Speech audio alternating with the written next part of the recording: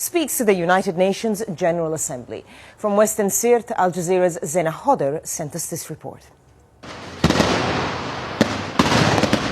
It was one of the fiercest assaults in this 7-month war. Anti-Gaddafi fighters unleashed heavy fire on Gaddafi's hometown from the western side. Loyalists fought back. And they fought back hard.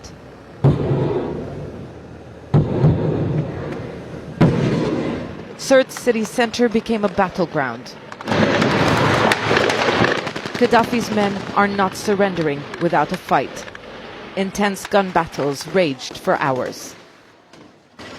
Hundreds of fighters are taking part in this massive assault against Sirte, and they're using heavy power to get into the city center. It's not an easy fight. Gaddafi does have support here. His snipers have been slowing the advance. NATO has been supporting the fighters, stepping up airstrikes since late Friday. This territory is not only strategic, since it would connect East and West Libya, but winning this battle would be symbolic. Sirte is important for us because we need to crush Gaddafi's strongholds. He has a lot of his fighters and weapons here. It may be a reason why the resistance has been so fierce. This advance has other objectives. Civilians are trapped inside, unable to leave. They are living in dire conditions with the lack of basic supplies.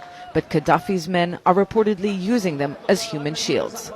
Anti-Gaddafi fighters haven't been able to reach those residential areas. They plan to hold their new gains. The battle is far from over. Zena Hodder, Aljazeera, Sirte. Well, in the last hour, the chairman of Libya's National Transitional Council Executive Committee has addressed the UN General Assembly. He repeatedly asked for frozen Libyan funds to be released. Now we have a new mission. Let us make another attempt. Let us reach out to those who want technical assistance now. Let all funds be unfreezed so that the Libyan people can now rebuild, having got rid of the tyranny. A land not fully liberated yet. There are yet some fronts to be vanquished. It is our right inside Libya to reconquer our land soon, God willing. Let's cross live now to the Libyan capital, Tripoli, and get the reaction from Al Jazeera's Hashim Al-Barra. Hashim, good to see you. First of all, what reaction there? I know it's only been an hour, but generally speaking, what reaction there to Jibril's comments and also the funds he keeps on talking about that need to be released? How crucial are they to the National Transitional Council?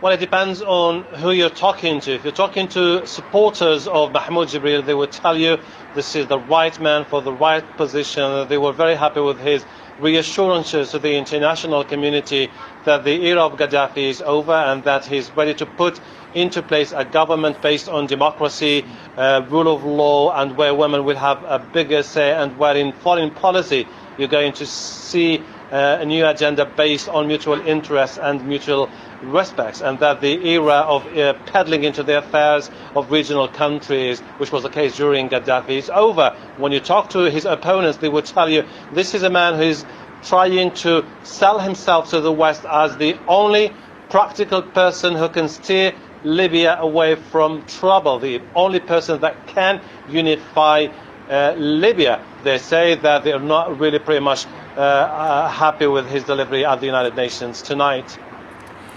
And Hashim, I mean, there is Jibril sort of fighting the diplomatic battle at the United Nations. What about the battle on the ground? We saw the report by Zena Hodder about what's happening around the Sirte. But across the country, what sort of gains for the National Transitional Council?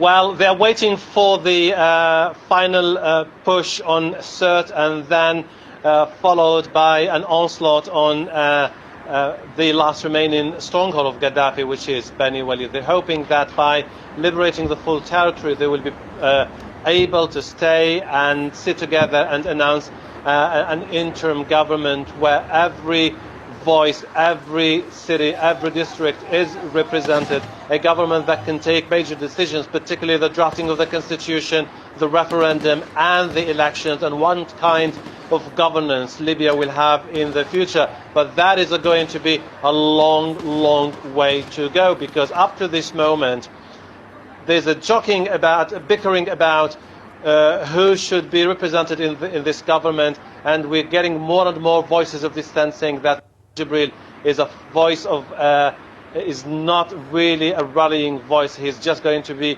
further polarizing the political scene in Libya, and therefore we would like to see a new, fresh voice representing them as Prime Minister of the next interim government. Hashim Al-Barra with the latest there from Tripoli. Hashim, thank you.